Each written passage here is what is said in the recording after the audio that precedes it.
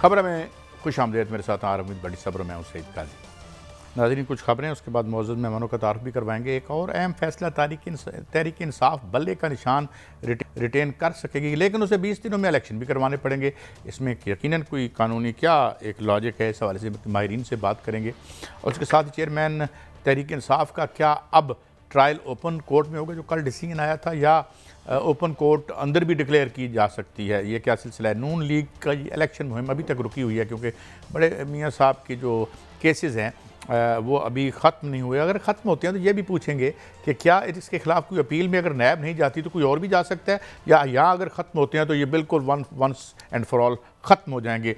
और उधर हम देखते हैं भारत का हौसला कितना बढ़ गया है। अमेरिका की खबर आई है कि वहाँ पर उन्होंने एक सिख लीडर के कत्ल की कोशिश या असैसिनेशन जिसे कहते हैं उसे नाकाम बना दिया गया। बड़ी साहब, हमारे साथ आबिद ज़ुबैरी साहब मौजूद हैं, सदर सुप्रीम कोर्ट बार हैं। जहांगीर जदून साहब भी हमारे साथ हैं। मगर आबिद ज़ुबैरी साहब, पहले मैं आपकी खिदमत में हाज़िर होता हूँ। हुजूर, ये फरमाइए कि ये जो बल्ले का निशान तो दे दिया, ये बड़ी एक बात हुई जिस तरह उन्होंने कहा था, साथ ही इलेक्शन की जो party intra party election, party के अंदर के इलेक्शन की उन्होंने एक लगा दी है शर्त। इसका क्या मतलब है? और फिर अब तो लोगों की जो असेंबली का राइट है, जो अभी तक ये निगरान हुकूमत उन्हें नहीं दे रही थी, क्योंकि ज़ाहिर है निगरान हुकूमत के अंडर ही आती है जो पुलिस और वगैरह ये एडमिनिस्ट्रेशन है, तो ये क्या है? Is there any method in this madness, या it is a step, a positive step? जनाब आबिद ज़ुबैरी साहब। बिस्मिल्लाहिर्रहमानिर्रहीम। काजी साहब, मैं अब साबिक सदर हूँ, मतलब मेरा टेन्योर खत्म हो गया अक्टूबर। लेकिन फिर भी हम आपको प्रेसिडेंट तो अमेरिका में कहते हैं ना, जब बंदा रिटायर भी हो जाए तो। वो सब हम पाकिस्तान में बैठे हैं सर। चले, बहुत मेहरबानी आपकी सर। देखिए, मैंने जजमेंट तो नहीं देखी। गौहर की मैंने थोड़ी सी वो सुनी थी, प्रेस कॉन्फ्रेंस बैरिस्टर गौहर की। तो उसको देखिए, पहले तो यही हमें वो लग रहा था कि जी उनसे बल्ले का निशान भी ले लिया जाएगा, जिस तरह से उनके साथ जो आजकल चीज़ें हो रही हैं। लेकिन उनका इंटर पार्टी इलेक्शन का उन्होंने कह दिया कि जी ये बिल्कुल गलत था, आपको दोबारा से करना होगा। मुझे नहीं पता उन्होंने क्या किस कानून के तहत कहा है और क्या वजूहात उसकी दी उस ऑर्डर में, क्योंकि गौहर कह रहे थे कि उसको वो चैलेंज करेंगे। लेकिन अगर ये बाकी पार्टीज़ में भी देख लिया जाता, उनके कौन से इलेक्शंस होते हैं, तो ज़रा अगर इक्वल ट्रीटमेंट सबको मिल जाता तो अच्छा होता। मुझे नहीं मालूम कि और पार्टीज़ जो हैं या पाकिस्तान में जितनी रजिस्टर्ड पार्टीज़ हैं उनके भी इलेक्शंस के केस उन्होंने उठाए, उनको सुना या नहीं सुना। तो मैं समझता हूँ कि इसके अंदर जो भी अब जो फैसला किया है, 20 दिन में या तो इलेक्शन कराएंगे या उसको जो चैलेंज करेंगे। उनके वकला ने आज यही कह रहे थे, उसको चैलेंज करेंगे। तो देखते हैं उसके बाद क्या होता है, क्योंकि मैं समझता हूँ कि इलेक्शन कमीशन का, देखिए जब मैं अपनी सदारत में मैंने देखा केसेस किए, और कि इन सबसे बड़ा रोल इस मुल्क में आइन के खिलाफ वर्जी का इलेक्शन कमीशन ऑफ पाकिस्तान का रहा है सर। इलेक्शन नहीं कराना पंजाब और खैबर पख्तूनख्वा में, नेशनल असेंबली का इलेक्शन को डिले करना, कि ये कह के कि जी हमने तारीख देनी है, सदर को नहीं देनी, इस डिबेट में पटिशन्स का लगना। और आज अगर आपकी नज़र से गुजरा है, जस्टिस अतहर मिनार जो तीसरे मेंबर थे उस बेंच में, क्योंकि हम सुप्रीम कोर्ट बार भी उसमें सबसे पटिशनर थी जो हमने पटिशन फाइल की थी कि इलेक्शन 90 दिन में होने चाहिए। आज उन्होंने कह दिया है कि जो पंजाब और खैबर पख्तूनख्वा में इलेक्शन कमीशन ने नहीं कराए, ये भी आइन को उन्होंने वायलेट कर दिया है। तो ये बड़ी इंपॉर्टेंट नोट है जो आज लिखा है उन्होंने, 41 सफ़ों पे मुश्तमिल है। और मुझे बड़ी खुशी हुई कि जस्टिस अतहर मिनल्ला ने वो नोट लिखा और अब सारी बातों को उन्होंने उसमें कवर किया है। अभी मैंने पूरा नहीं पढ़ा, लेकिन जितना मैंने पढ़ा उसमें ये बातें उन्होंने बड़ी खुल के कही हैं कि सारा जो इलेक्शन कमीशन का काम था, यही मैं अपने आर्ग्यूमेंट में कहता था कि 2 केसेस पहले हुए थे। खैबर पख्तूनख्वा वो जो सुओमोटो केस था और इस्लामाबाद हाई कोर्ट बार की पटिशन थी, और फिर सिप्तैन साहब का केस जो था, जो स्पीकर थे पंजाब असेंबली के और खैबर पख्तूनख्वा, उन्होंने डाला था। उसमें कोर्ट ने कह दिया था कि 90 दिन का मतलब होता है 90 दिन। तो ये अब देखिए, ये इन चीज़ों पर आ गए कि उनका इलेक्शन नहीं हुआ, उन्होंने वायलेट किया, और अपना नहीं देखते कि उन्होंने किस तरह से इस मुल्क का आइन तोड़ा है। जी जी बड़ी साहब, आप कुछ पूछना चाह रहे हैं? बिस्मिल्लाहिर्रहमानिर्रहीम। आबिद ज़ुबैरी साहब, हमारे जैसे कुछ नादान लोग अरसा दराज से कह रहे थे कि लंदन प्लान यही है कि तरीके इंसाफ को हिस्सा एज ए जमात नहीं लेने देना। ये सिलेक्शन कमीशन, वो माफी चाहता हूँ, क्या नाम का साहब, इलेक्शन कमीशन ये ऑलरेडी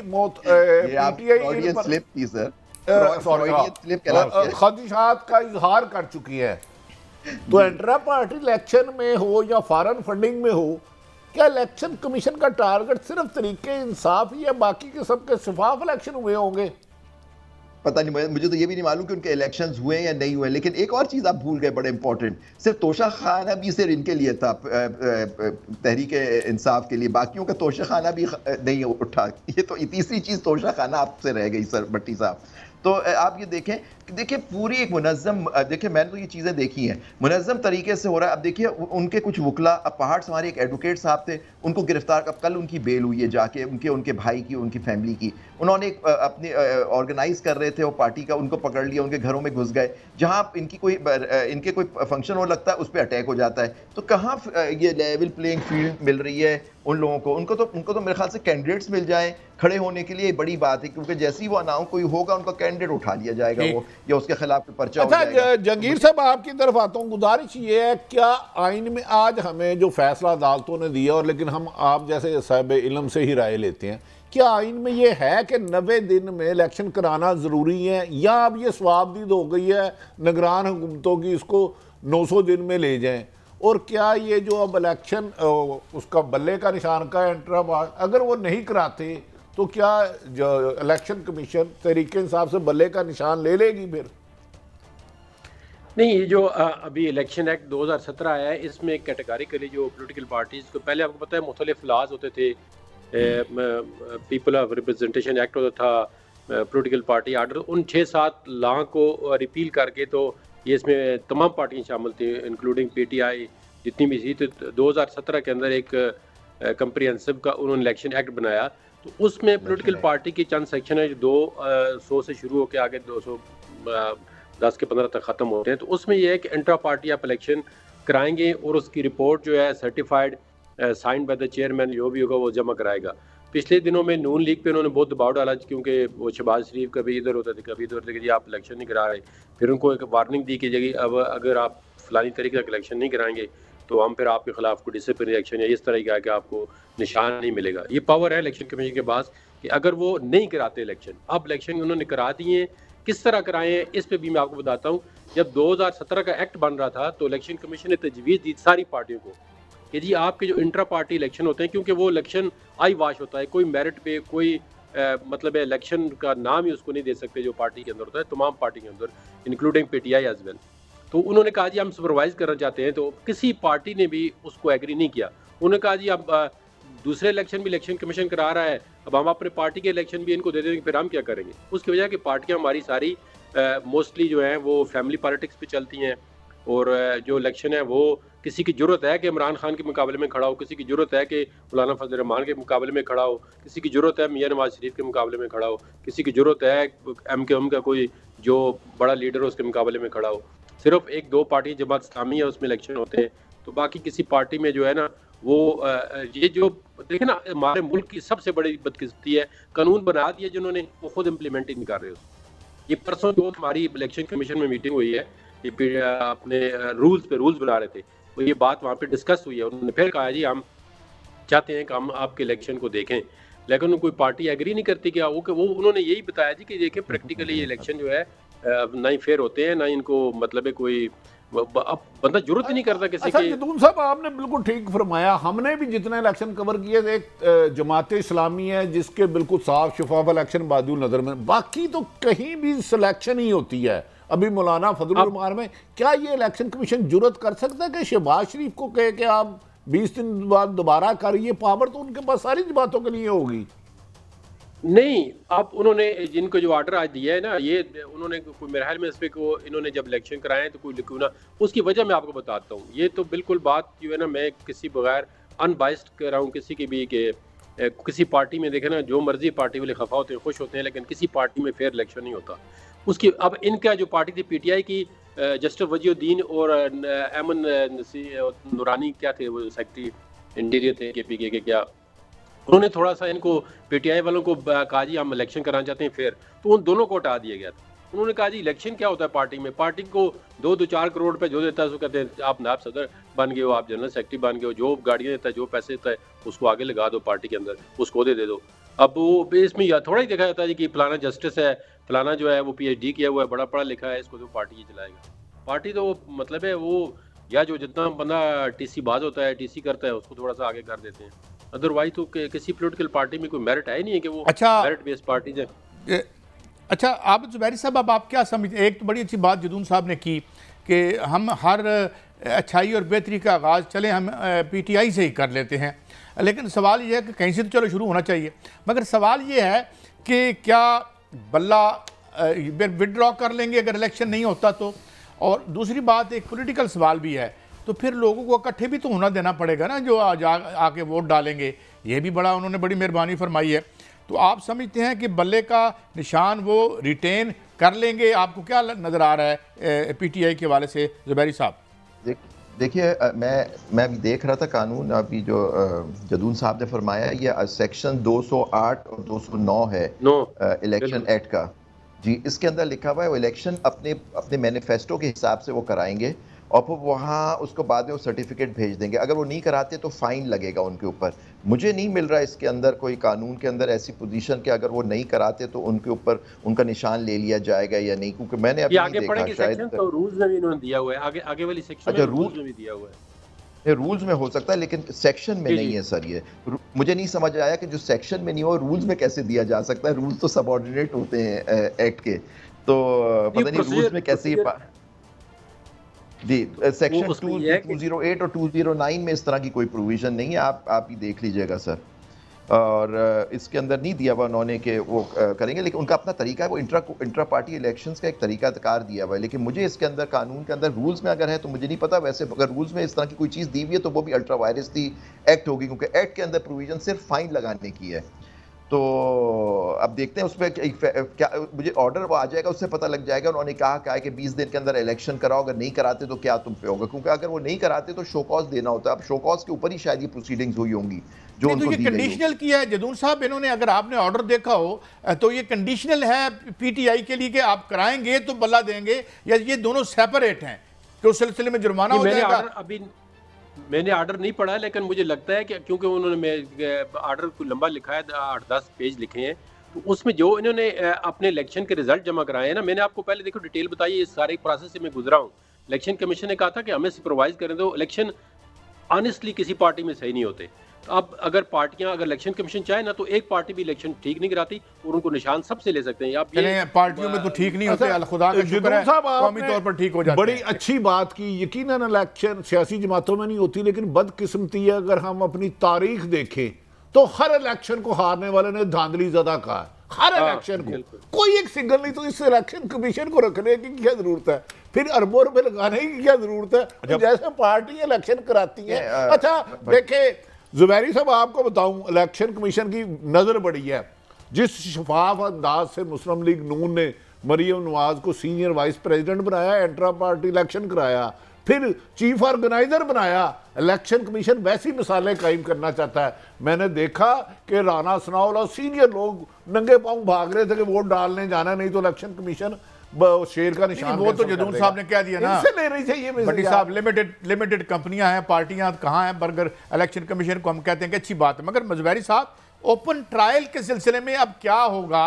मियां अपना PTI के चेयरमैन का बाहर होगा या हमें राइट्स उसको रिपोर्ट करने के जेल के अंदर ही मिल जाएंगे? How do you envisages it? देखिए अब कोर्ट का जो फैसला आया है डिवीज़न बेंच का, वो तो लिखा है ओपन ट्रायल होना चाहिए। जहां उनकी अदालत है उन जज साहब की, जहां वो बैठते हैं वहीं उसी को अदालत में होना चाहिए। जेल के अंदर तो नहीं हो सकता ओपन ट्रायल। यही तो उन्होंने होल्ड किया अपने शॉर्ट ऑर्डर में। उसकी रीजंस देंगे। उन्होंने कहा कि ड्यू प्रोसेस और आर्टिकल 10A की वायलेशन है, तो उस ओपन ट्रायल का मतलब यही हो। देखिए ये सेक्शन 352 भी है क्रिमिनल प्रोसीजर कोड का कि क्रिमिनल ट्रायल जो होता है वो ओपन कोर्ट में होगा, और यही बेसिक इंसाफ की रिक्वायरमेंट है कि जी आपका जो ट्रायल हो ओपन कोर्ट में होना चाहिए, जहाँ सब देख सकें उसको।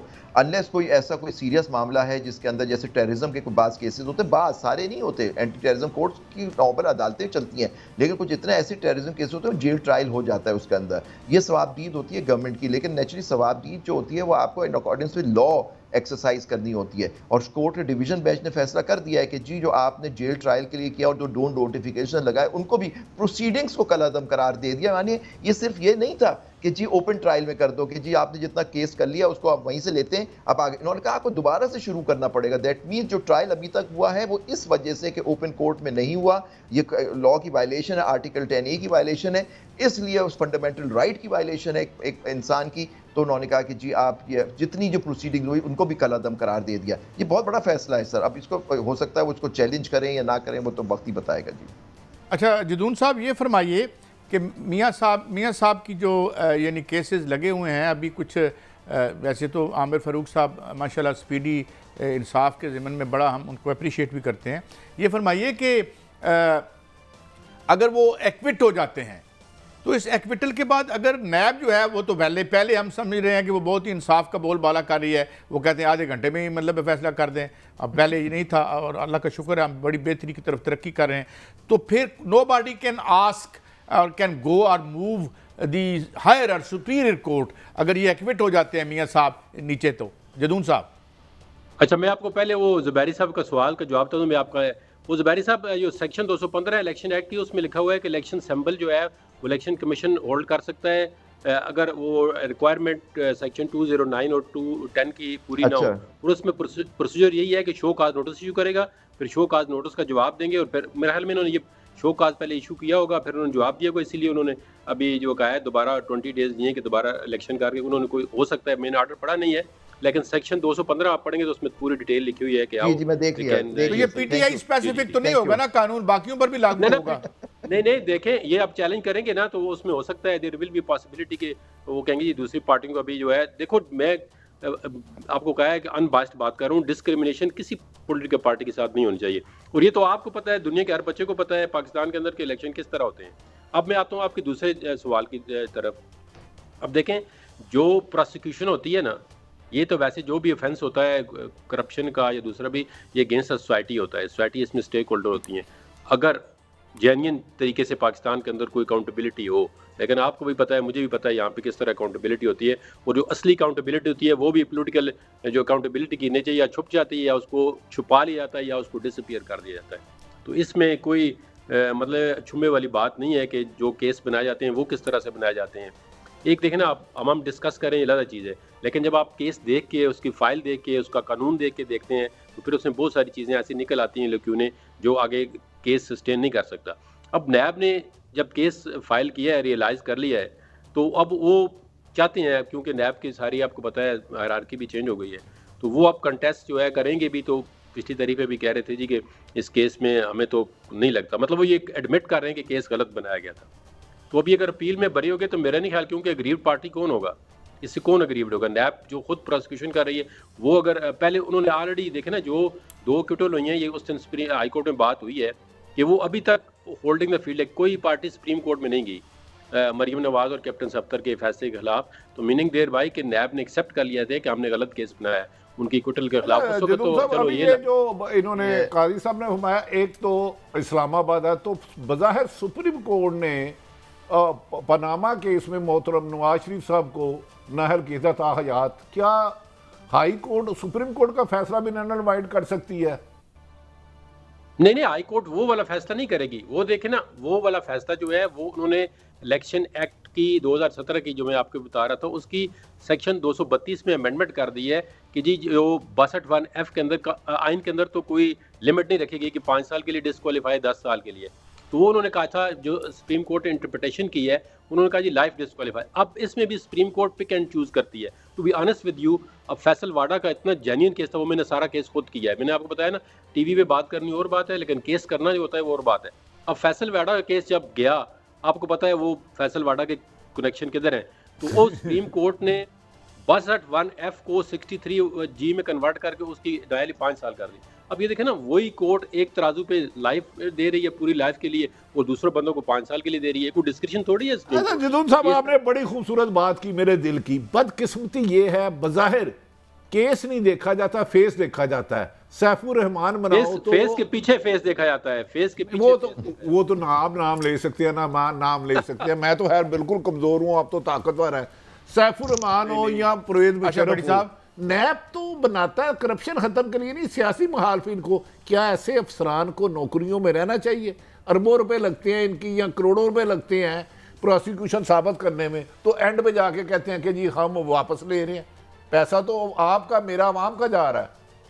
ये बिल्कुल मैंने आगे मुख्तलिफ चैनलों में बात की है और आपकी मैं बात से 100% मुतफिक हूँ कि ये डैमेजेस का सूट होना चाहिए। नैब वाले इनके जो पर्सनल असासे हैं ना वो फ्रीज करने चाहिए। जिन्होंने केस बनाया जावेद इकबाल की प्रॉपर्टी आपको पता है ना, कोर्टे में किसी पूछे कि उसके एसेट्स कितने हैं, अगर उस पर हाथ डाले तो आपको चलेगा जावेद इकबाल साहब के जो एसेट्स हैं सही एसेट बिहाइंड मीन का केस जो है ना, अगर वो क्योंकि वो उसका एसेट बिहाइंड मीन तब है कि वो गवर्नमेंट सर्वेंट में रहे हैं।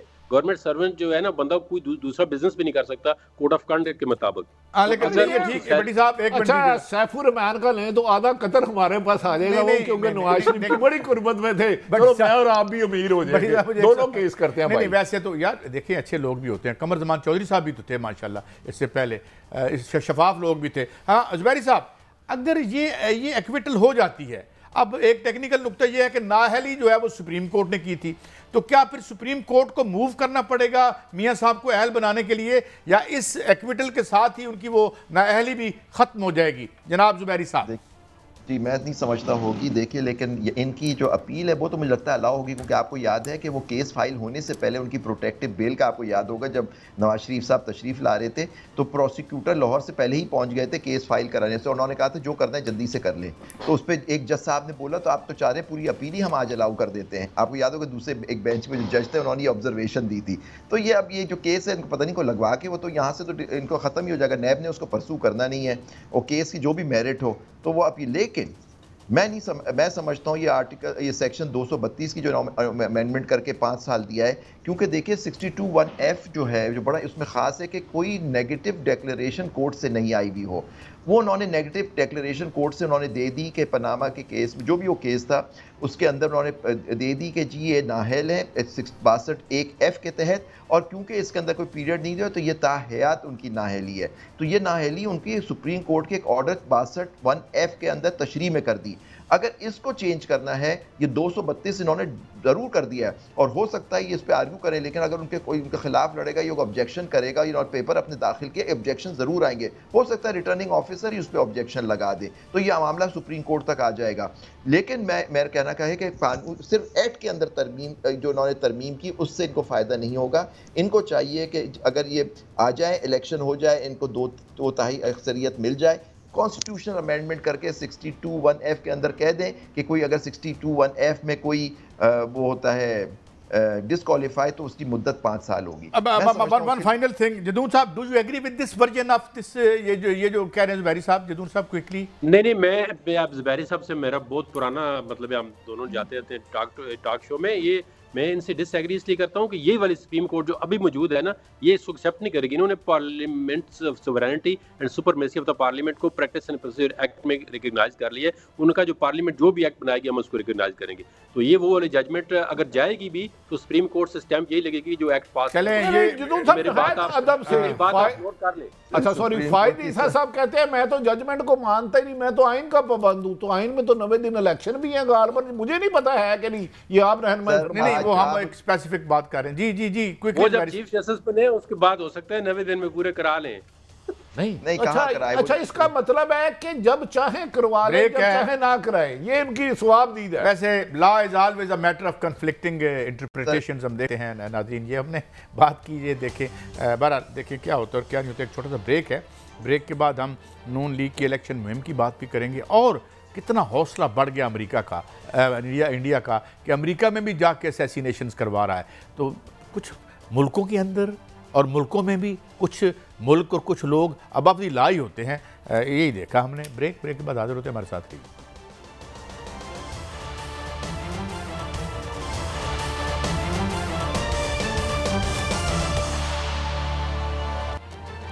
Welcome back. अच्छा बड़ी साहब, ये तो हमने डिस्कस कर लिया, ओपन ट्रायल वाली भी बात हो गई, इलेक्शंस की बात भी हो गई। अब हम बात करते हैं कि नून लीग की मुहिम भी अभी नहीं चल रही ना मियाँ साहब की, अभी नाहली ख़त्म होगी, फिर उसके बाद अभी ये नज़ा जदून साहब ने और जो बात कर रहे थे जुबैरी साहब कि फिर क्या नाहली ख़त्म हो जाएगी, ये भी मैटर है, फिर इस मैटर को रिजॉल्व तो सुप्रीम कोर्ट करेगी, तो फिर ये मुहिम चल नहीं पा रही। नवाज शरीफ की सियासत बंद कमरों के और अदालतों के मरहून मिन्नत है, अवाम में वो जाना नहीं चाहते, या ऐसा भी कहने बादियुल नज़र में वो जा नहीं सकते। लोग खफा हैं, लोग समझते हैं कि पिछले 1.5 साल में जो महंगाई हुई, जुल्म सितम हुआ, नाइंसाफ़ी हुई, उसका गमो गुस्सा तो उनमें है। और यकीनन वो नवाज शरीफ साहब ने हुकूमत चलाई, शहबाज शरीफ आपको याद होगा लंदन में ले जाते थे और पूरी कबीना का इजलास होता था। अब वो अवाम में जा नहीं सकते, अदालतों के मरहूने मिन्नत हैं, जलसे वो कर नहीं सकते, सिलेक्टेड लोगों को बुलाते हैं। और जो सबसे आज उन्होंने अहम बात की, कादी साहब 1985 में आपको ऑफ़र हुई, 2 दफ़ा हुई, कहते हैं मैंने कभी झूठ नहीं बोला। तो मुझे अल्लाह जना नसीब करे, मोहम्मद खान जनेजो कहते थे कि मेरे साथ बड़ी ज़्यादती की गई। ये क्या वाकई ही नवाज शरीफ को ये आप दावा कर सकते हैं कि उन्होंने कभी झूठ नहीं बोला? ये तो वलियों की निशानी है सच बोलना। जी वलियों की निशानी है। मैं तो नहीं कह सकता। देखें यहाँ पे तो दरवाज़ा नाक हो ना तो कहने ने बेटा कह दो अब्बा जी घर नहीं गए। मतलब ये समाजी ज़रूरत है, यहाँ पे झूठ बोलना नहीं चाहिए। मैं इसका जवाब नहीं पेश कर रहा, मगर लेकिन बात पता क्या है। लेकिन वैसे नवाज शरीफ साहब ने साबित भी किया है कि उन्होंने झूठ नहीं बोला। आपको याद होगा उन्होंने असम्बलियों में कहा ये है वो ज़राए जहाँ से मैं टीवी में भी कहा। नहीं, मैं डॉक्टर नहीं हूँ। तो उसी लोगों ने कहते फिर डॉक्टर साहब बहुत अच्छा दिल का इलाज करते थे। ये भी तो झूठ है ना। एक बंदा लीडर ही नहीं है, कोई लीडर का मटीरियल ही नहीं है, और इसे कहेंगे नहीं ये आपका लीडर है जनाब, आज लीडर। मीडिया भी कह दे ये आपका लीडर है। साफ़ी भी मेरे जैसे अजीम साफ़ी वो भी आके कह दें, तो ये झूठ नहीं है।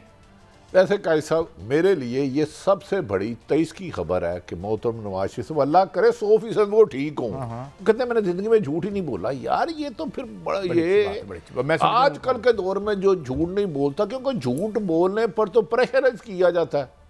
वो देखा, मैं ये नहीं कह रहा कि जो प्रेस कॉन्फ्रेंस हुई, बड़ी साहब कहाँ झूठ बोला था, उन्होंने बता नहीं दिया था ये थे वो ज़राए जिसके ज़रिए मैंने झूठ तो नहीं बोला। अच्छा ये ज़रा राना सनाउल्लाह साहब को सुनो तो ठीक बात है। अगर उनका गलत रास्ता रोका गया तो इसमें तो राना साहब ने कोई गलत बात नहीं की, और बाकी जो रास्ते रोके जा रहे हैं वो भी गलत है, ये सही है।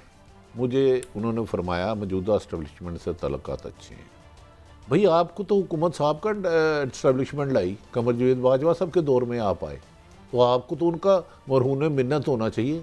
आपको याद है इन्होंने उन्हें एक्सटेंशन का वोट भी दिया था। ये चाहते क्या है कि हर हाल में हुकूमत रहे। यार बड़ी साहब आप तो कमाल आदमी है ना, कर देते हैं वो वोट को इज्जत देते हैं, मगर उन्होंने जो बाजवा साहब को वोट लिया था आप उस वोट की इज्जत नहीं करते। यार मैं कह रहा हूं कि मुझे सिर्फ ये बता दें, बाजवा साहब इनके मौसम थे। खुद आपको पता ख्वाजा आसफ साहब ने कहा रात आधी रात को मैंने फ़ोन किया, तो मौसमों से मौसम कशी तो नहीं की जाती। तो अगर अब वो कह रहे हैं अगर सारे केस गलत है तो वो सारी ब्यूरोक्रेसी को लाए ना, उन सबको अरेस्ट करें।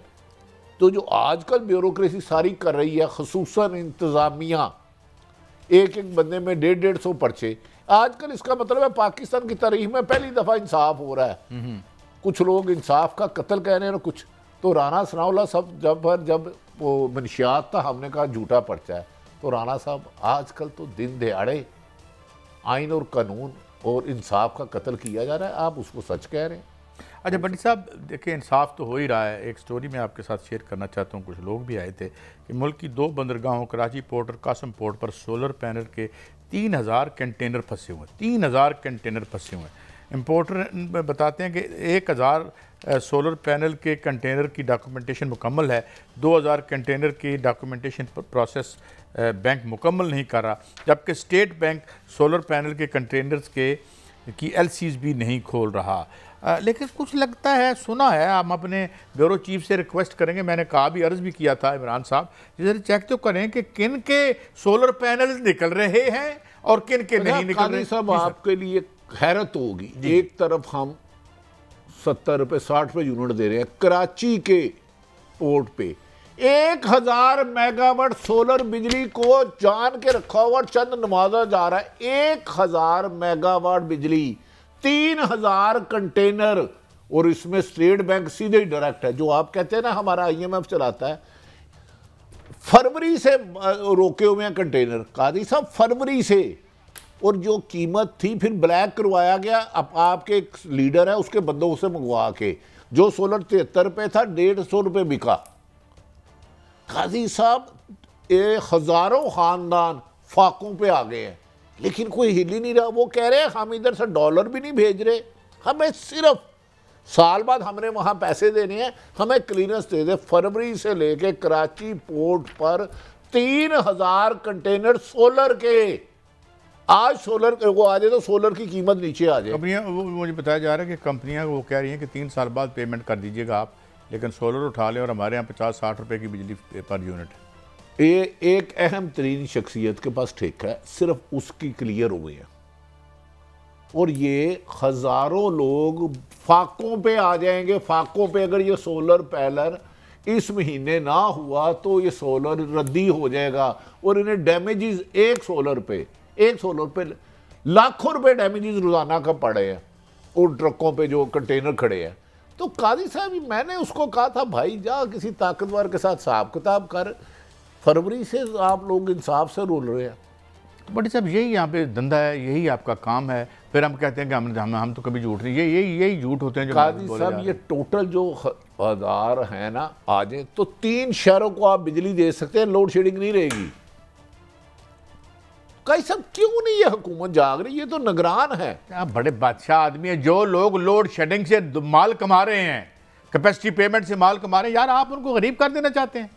यार काई साहब, ये हजारों लोग हैं, एक बंदे का माल नहीं है, हजारों लोग हैं। हाँ, इनमें कोई बहुत बड़ा शख्सियत नहीं है जो जिसके लिए अरबों रुपए की कोई बेनिफिट हो जाए। लेकिन बड़ी साहब अब देखें ना, बिजली जो है अभी न्यूज़, एक खबर दी न्यूज़ ने छापी थी कि पिछले महीने कोई 1 यूनिट भी हमने जो है वो इम्पोर्टेड मटेरियल से बिजली नहीं बनाई, मगर उसकी कीमतें कम नहीं की। मैं बड़ी साहब आपको एक बात बता दूँ, मेरा ख्याल है, मुझे याद है मैंने कप्तान साहब से ये बात बनी गाला में 2014 में की थी, कोई हुकूमत आ जाए, कोई माई का लाल आ जाए, ये जो फ्राडिस्तान है वतन अजीज़ में बिजली का, इस फ्राडिस्तान को अगर कोई गरेबान से नहीं पकड़ेगा तो ना आपकी एक्सपोर्ट्स बढ़ेंगी, ना आपका ख़जाना ठीक होगा, ना आपके पास डॉलर आएंगे। ये वो मेन चीज़ है जो हमें ले के बैठ गई है, जो मैंने उस दिन शहबाज लहरी साहब की खिदमत में भी अर्ज़ किया था कि हजूर हेजलो लेरी ने वो यहाँ गन पॉइंट पे मुआहदे कराए थे 93 में, और क्या उस पर कोई किसी ने किक बैक तो कभी नहीं ली होगी। किक बैक तो पाकिस्तान में कोई लेते ही नहीं है ना। भाई साहब, ये सोलर बेचारा स्त्री बंद अंदर हो गया था, वो जिसने ये सोलर पैनल अगर जो पिंडी पोर्ट पे खड़ा है, जहाँ रोजाना इनमें जुर्माना पड़ा है, और वो कासम पोर्ट पे, सॉरी कराची में, माफ़ी चाहता हूँ, अगर ये कर दें तो जो सोलर 7 लाख का लग रहा है ना, काई साहब इधर सुने, उस 3.5 लाख का लगेगा। गरीब आदमी भी 2 बल्ब और 2 पंखे जला रहेगा। यार खुदा के लिए छोड़ दो यार, सब्सिडाइज करा यार कराना। इंडिया में अगर आप देखें कि सब्सिडाइज करते हैं, वो आप कहते हैं आज की 80 लाख देने, हम लगा के देते नहीं। तो आपके ख्याल में ये सोलर जो फरवरी से रोके हुए हैं, इसको क्या फायदा इनका, जबकि पैसे डॉलर दे रहे हैं, साल बाद दे रहे हैं। ये वो ब्लैक होल्स थे प्रॉफिट के, जो आपने अनबंडलिंग की है वापडा की। ये एशिया का दूसरा सबसे आला तरीन इदारा था, करते इसकी प्राइवेटाइजेशन, हम नहीं रोकते, मगर आज से दुनिया के 1 नंबर होना चाहिए था ना। दुनिया का 36,000 नंबर बना दिया इसको। काजी साहब करीब बताऊंगा, हुण लभदे फिरदे उन्हें चोरी की किसने, किनके बैंक है, किस तरीके से वो अपना खरबों रुपए का माल लगा के बिलियन में बेच रहे हैं, और जान के कमजोर का माल नहीं निकलने दे रहे। किनके बैंक है, किस अहम शख्सियत का बेटा है, और स्लीपिंग पार्टनर कौन है। ये 3000 कंटेनर 3000 खानदानों से नहीं बल्कि 30,000 खानदानों का माशी कत्ल किया जा रहा है, सिर्फ के गरीब आदमी बड़ी साहब सस्ता सोलर ना लगवाए। करो, ब्रेक ही ले लेने, क्योंकि इस काम को तो ब्रेक लगनी नहीं है इस मुल्क में, क्योंकि जिस तरह से उजले और साफ़ सुथरे लोग जो आते रहे हैं और जो आने वाले हैं, अल्लाह में अपने हिफ्ज़-ओ-मान में रखे, उसके बाद इस काम को ब्रेक लगती नज़र नहीं आती। मगर हम एक ब्रेक ले लेते हैं, उसके बाद ये इंडिया जो असैसिनेशन, ये क्या एक ऐसी टेररिस्ट स्टेट बन गया, मगर इसको कोई टेररिस्ट कहेगा, या हमारे ऊपर बिला वजह उंगलियाँ उठाई जाती रहेंगी। ब्रेक के बाद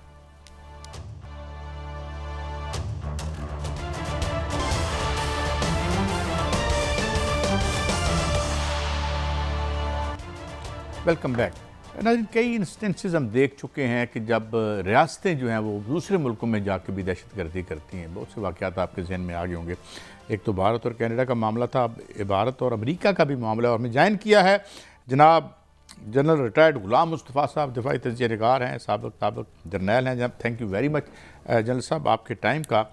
तो एक रिपोर्ट और आ गई आज जनरल साहब यहाँ पर कि ये इस तरह से इम्प्यूनिटी के साथ रियासतें, पहले सुनते थे हम, आपको याद होगा ये जो क्यूबा में स्कोर्स ऑफ अटैम्प्ट्स हुई फिदेल कास्ट्रो पर, बहरहाल वो तो तभी मौत ही मरे।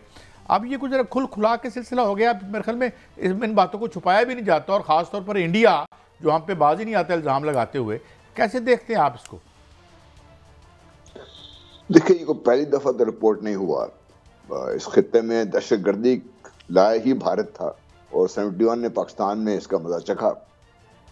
अब चूंकि भारत का ख्याल ये है कि वो एक पिवटल रोल इख्तियार कर गया है मगरबी दुनिया की नज़रों में, और एक तरह से आप देखिए भी तो 3 इंतहा पसंद जो सोचे हैं, चाहे वो जूइश ज़ायनिज़्म की बात कर लें, क्रिश्चियन ज़ायनिज़्म की बात कर लें या ब्राह्मण की, तो ये इकट्ठी मिलकर एक खास मकसद के तहत आगे बढ़ रही है। कुछ पाया भी जा रहा है। ये कनाडा ना बोलता तो शायद बात ना निकलती बाहर। अभी एक और रिपोर्ट के बारे में बात हो रही है जिसमें हमारे आईबी का हवाला दिया जा रहा है कि उन्होंने कई दफ़ा हुकूमत को वार्न किया है कि ये काम हो रहा है, और पाकिस्तान में भी जो ऐसे सिख जो पाकिस्तान में पनाह लिए हुए थे या पाकिस्तान आए हुए थे, जिनके बारे में भारत को शक था कि इन्होंने भी 80 की दहाई में काम किया है, उनकी इंटरेस्ट के खिलाफ तो उनके पीछे पड़े हुए थे। पाकिस्तान के अंदर भी जो कश्मीर से रिलेटेड जिनके बारे में मुबैना तौर पर कहा जाता है कि कश्मीर के जिहाद में शामिल थे, वो भी काफ़ी सारे लोग इस निशाना बन चुके हैं। तो भारत तो एक ख़ास तरबियत याफ्ता स्क्वाड उन्होंने तरतीब दिए हुए हैं, और ये इनकी इंस्पिरेशन है इसराइल, जो इस वक्त भी इंसानियत की तजलील में सबसे आगे है। जब उन्होंने म्यूनिख ओलंपिक के लिए जो हादसा हुआ था, उन्होंने चुन चुन के पूरी दुनिया मारे थे, किसी ने इसराइल का हाथ उस वक्त नहीं रोका था। भारत का हाथ भी को रोकने को तैयार नहीं है इस वक्त। जनरल साहब, ये क्या वजह है कि एक तरफ भारत मकबूजा कश्मीर में पाकिस्तान में लातदाद दहशतगर्दी करता है, एविडेंस भी पाकिस्तान इकट्ठे करता है, दुनिया को दिखाता है, दूसरी तरफ इसराइल फलस्तीन पे करता है। क्या ये 2 ममालिक यूएनओ या किसी भी पावर से बिल्कुल बाला हो चुके हैं? डू यू थिंक ये जब तक चाहे करते रहे दहशतगर्दी दूसरे ममालिक में? जी बिल्कुल, जब तक इनको लगाम देने के लिए कौन खड़ा होगा इनके लिए? इस वक्त देखिए ना, अमेरिका के इंटरेस्ट इनके साथ है, अमेरिका बैक कर रहा है इनको, मगरबी दुनिया इनको बैक कर रही है, और जब तक इनको ये बैकिंग रहेगी और ये इस तरीके से चलते रहेंगे। इसराइल के बारे में तो हमें शक पता नहीं क्यों है। बाइडन ने 84 या 85 में कहा था, जब ये सेनेटर था, कि अगर इसराइल ना होता तो हमें वहां पे इसराइल क्रिएट करना पड़ता। वो तो उनके इंटरेस्ट को एक in kind of forward post है उनके इंटरेस्ट के लिए यहाँ पर। इसी तरीके से भारत को भी जिस तरीके से उन्होंने आम किया है, जिस तरीके से तैयार किया है, और जिस तरीके से इनके मुआहदात हुए हैं, स्ट्रेटेजिक पार्टनर है, हर चीज़ भारत के साथ शेयर भी हो रही है, भारत को दी भी जा रही है और भारत को शय भी दी जा रही है। इसलिए कश्मीर के देखिए, कश्मीर में जुल्म सितम हुआ, किसी ने बात की। आसाम में कितने लोगों को बेघर कर दिया गया, एकदम उनको शहरियत उनकी मनसूख कर दी गई। तकरीबन 1 करोड़ लोगों की किसी ने बात की? कोई बात नहीं करेगा इस पर। इसलिए बात नहीं करेगा कि अब हम असूलों की बात करते हैं, यूएन के असूलों की बात होती है। असूल दुनिया में कोई मायने नहीं रखते जब तक अगर आप कमज़ोर हैं तो फिर कोई असूल आपके लिए लागू नहीं होता। अगर आप ताकतवर हैं तो जो आप चाहें वो कर सकते हैं, अगर आपके ताकतवर साथी हैं तो जो चाहे आप कर सकते हैं। तो क्या जनरल साहब सिर्फ ये फरमाइए कि क्या पाकिस्तान ऐसी स्ट्रेटेजी बनाए कि आइंदा भारत कम से कम पाकिस्तान में हमारे जवानों को, अफसरों को, लोगों को शहीद दहशतगर्दी करवाता है? इसे आखिर रोकना तो है। हर तीसरे दिन शहादतें हो रही हैं हमारे अफसरों की, जवानों की। देखिए, पाकिस्तान ने अपने हाथ पांव खुद बांध कर रख लिए हुए हैं। हमने एक खौफ में उतरा है हम लोग कि अगर हमने कोई एक्शन लिया तो दुनिया हमें क्या कहेगी। बस इसमें यह है कि चूंकि हम कशकोल लेके फिर रहे हैं, तो ये डर भी हमें किसी हद तक बजा भी है हमारे लिए। लेकिन इसके बावजूद मैं बार बार कह चुका हूँ, फिर मैं कहूँगा, जब तक आप अपने हाथ पांव नहीं खोलेंगे, जब तक भारत को उतनी तकलीफ नहीं होगी जितनी पाकिस्तान को हो रही है, तो भारत बास नहीं आएगा। अच्छा जनरल साहब, एक और डायमेंशन से मुझे ऐसे लगता है कि जैसे एक अजीब से आदमी, अगर मैं अभी देखना चाहूँ और आप देखें कि हमें जो मैस शूटिंग्स हैं अमेरिका के अंदर जो हो रही हैं, एक तो उसकी मैं बात करना चाहूँगा आपके साथ, वो मेरे ख्याल में हॉरेबल है, वो नंबर्स कोट ही नहीं करते। और मैं देख रहा था कि अगर 4 से ज़्यादा बंदे मरे तो उसे मैस शूटिंग कहते हैं, इससे कम को मैस शूटिंग मानते ही नहीं हैं। एक सवाल। और दूसरा सवाल ये कि ये जो हमारी इनहेरेंट इंटरनल इकोनॉमिक वल्नरेबिलिटी है, ये हमें अब इंडिया $500-600 बिलियन प्रिजाइड, और हालांकि ज़िल्लत और गुर्बत का वो आलम है कि अल्लाह की पनाह, मगर बहरहाल मैक्रो इकोनॉमिक, ठीक, ये हमारी सबसे बड़ी वजह है आज की इस दुनिया में कि से कोई नहीं है कि करप्ट बेपनाह अमीर लीडर और एक भीख मांगती हुई रियासत। Do you think this is also one of the reasons कि हम अपनी आवाज़ मौसर तौर पर नहीं उठा सकते? जनरल साहब जी बिल्कुल बिल्कुल, देखिए ये आप पाकिस्तान के हालात को देख लें, जब तक आप अपने पाँव पे खुद मजबूत नहीं है, घर में मजबूत नहीं है, तो आपकी तो बात कोई नहीं सुनेगा। कमज़ोर आदमी की बात वैसे भी कोई नहीं सुनता। फिर आप कशकोल आपने लिया हुआ है, आपके जिस तरह आप फरमा रहे हैं, और मैं बिल्कुल एग्री करता हूँ आपसे कि अब भी जो लीडरी के दावेदार इस वक्त आपको सीन पर नज़र आ रहे हैं, इनकी अपनी दौलत देख लें और इनकी दौलत बढ़ने की और पाकिस्तान के गरीब होने की दास्तान तकरीबन इकट्ठी एक साथ चलती है। इसमें तो कोई शक की बात नहीं है। जहाँ तक अमेरिका में शूटिंग का ताल्लुक है, अमेरिका अपने अंदर से एक बहुत किस्म के कॉन्ट्रडिक्शन का शिकार है। उनको कोई प्रिंसिपल लाइफ नहीं देख रही उनकी। अब वो भी मटेरियलिज्म में इतने आगे जा चुके हैं कि उनको भी ज़हनी सुकून के लिए अब कहीं ना कहीं किस हद तक चले गए हैं कि बच्चे स्कूलों में जाकर शूटिंग कर रहे हैं। और अमेरिका उनको, अगर एक खुदा न खास्ता मुसलमान कहीं बीच में आ जाए तो टेररिज्म बन जाता है। अगर कोई अमेरिकन कुछ कर रहा है तो फिर वो शूटिंग है, मास शूटिंग है, ज़हनी तौर पे डिस्टर्ब्ड है। तो अमेरिका मेरा ख्याल है काफ़ी ज़्यादा ज़हनी तौर पे डिस्टर्ब हो चुका हुआ है। जो शूटिंग जिसकी आप बात करें, बेइंतहा शूटिंग हो रही है वहाँ पे, और ये हर साल इनकी तादाद बढ़ रही है। भट्टी साहब, जना साहब, अचानक देखा है कि कनाडा हो या अमेरिका हो, भारत अचानक सिख बरादरी के खिलाफ बहुत ज़्यादा उनके ख़त्म करने की कोशिश कर रहा है। क्या अंदर कोई भारत में ऐसी मूवमेंट है कि उसे डर है कि सिख उनके लिए प्रॉब्लम बरादरी करेंगे? जी, भारत को ये एहसास हो गया हुआ है कि अगर ये सिख इनको ना रोका गया, इनको जिस तरीके से खौफजदा करने की कोशिश की जा रही है कि ना बाज आए, तो सिखों की वजह से अगर सिख यहाँ से खड़े होते हैं तो कश्मीर भी भारत के हाथ से एकदम निकल जाएगा।